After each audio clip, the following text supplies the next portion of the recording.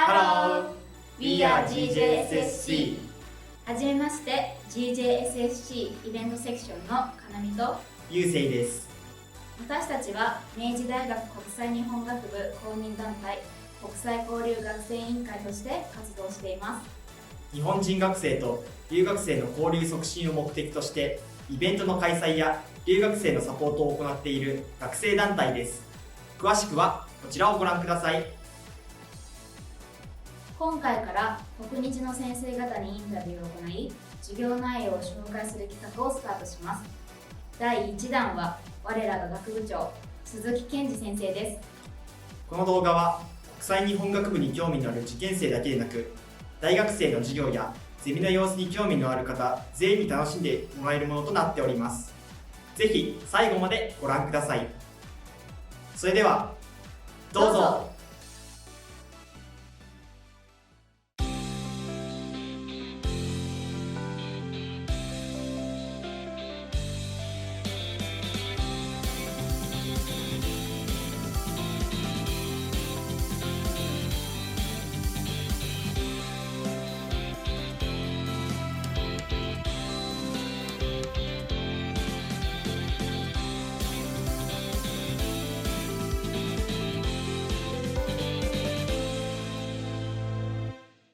鈴木先生、改めましてよろしくお願いいたします。はい、よろしくお願いします。今日は、明治大学の国際日本学部、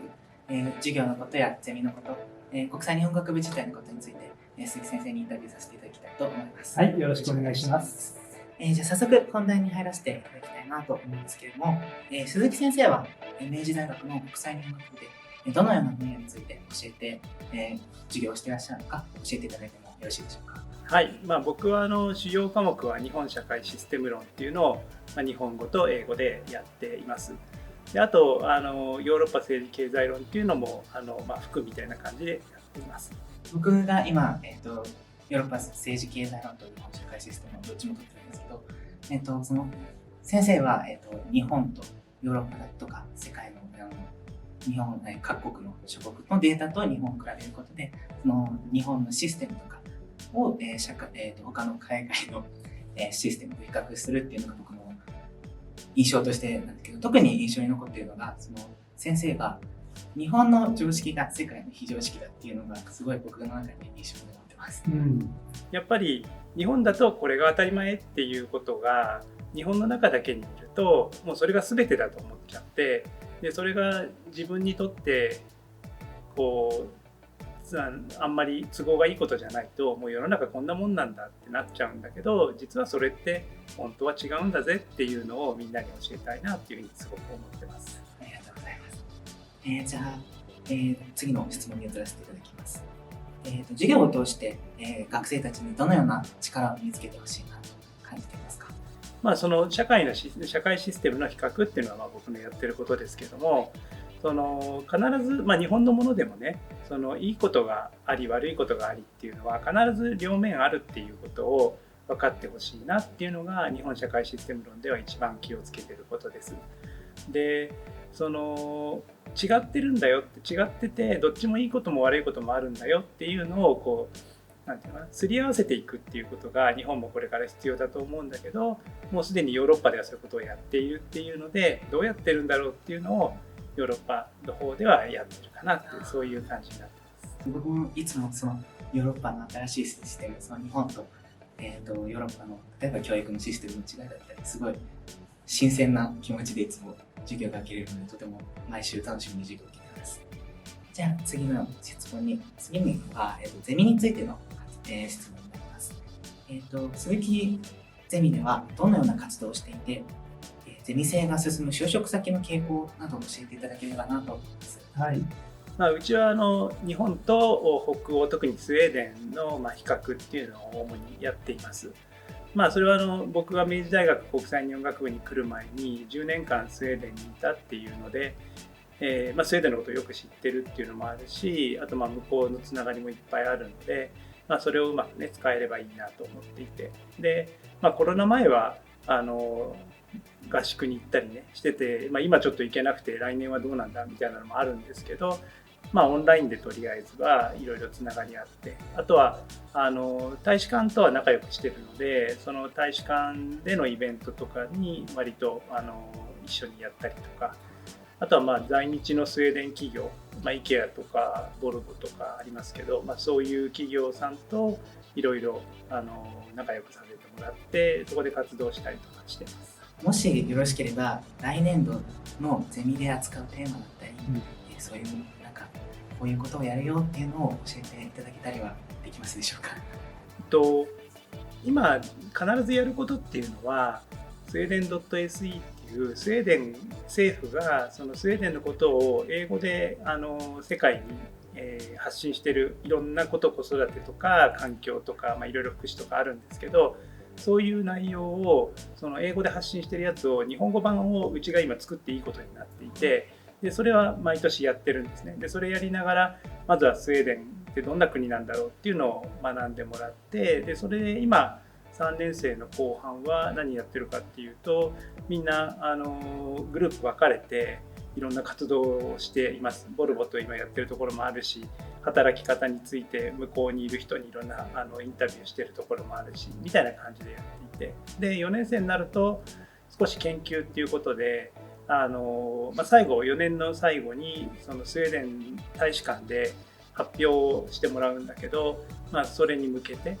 の研究をやっていくって、そんな感じでやってます。ありがとうございます。じゃあ次の質問に移らせていただきます。これまで授業やゼミの話を聞いて、ご質問させていただいたんですけれども、これからは国際日本学部、そのものについてお伺いしたいと思います。国際日本学部っていうと、外部の方から国際日本学部ってどういう学部なのとか、国際なの日本なのっていうことをよく聞かれるんですけれども、先生が思う国際日本学部の国日ってどのようなものだと感じていらっしゃいますか。まずその国際日本っていう学部名が、例えば法学部だったら法律勉強するんだよねみたいな風なイメージで捉えちゃうと間違っちゃうんですよね。だって世の中は日本か日本じゃないかだけなので、国際と日本って言ったらその全てになっちゃうので、それこそどっちだよっていう話になっちゃうんだけど、僕が考えている学部、この学部の名前っていうのは、そのどういう人を育てたいかという目的を表してるんだと思ってるんですね。でそれは世界と日本をつなぐような人材に将来なってほしいっていう、そういうようなことなんですね。どの分野でもそれを果たせることなので、そういう意味でどんな学問分野でもいいんだけれども、必ずその学問分野が向いているのはその世界と日本をつなぐっていうことなんだっていう、そういう意識を持っている学部だと思ってます。すごく新しい学部だと思ってます。僕も初めてパンフレットを見た時に、日本を学び直して、でそれを発信していけるような人間になるっていうところにすごい共感を受けて、この学部を志望したんですけど、今鈴木先生が言ってらっしゃったような人材になれるように努力していきたいと思います。じゃあそれでは最後に、国際日本学部、この動画を見ている視聴者さんの方たちは、国際日本学部とか明治大学に興味を持ってくださっている方が多いんですけれども、そういう、受験生とか学生さんに何か一言ありましたらお願いいたします。おそらくこの学部を目指す人っていうのは、大学含めてですけど、英語が得意で、世界に興味があってっていう人が多いと思うんですね。で、今のところはそれでいいと思うんです。で、それで来てもらって、でいろいろな先生、いろいろな分野の勉強を、いろんなゼミとかね、あるいは留学したりとか、いろんな、あるいは留学生と会ったりとか、それこそそういうところでいろんな刺激を受けながら、自分が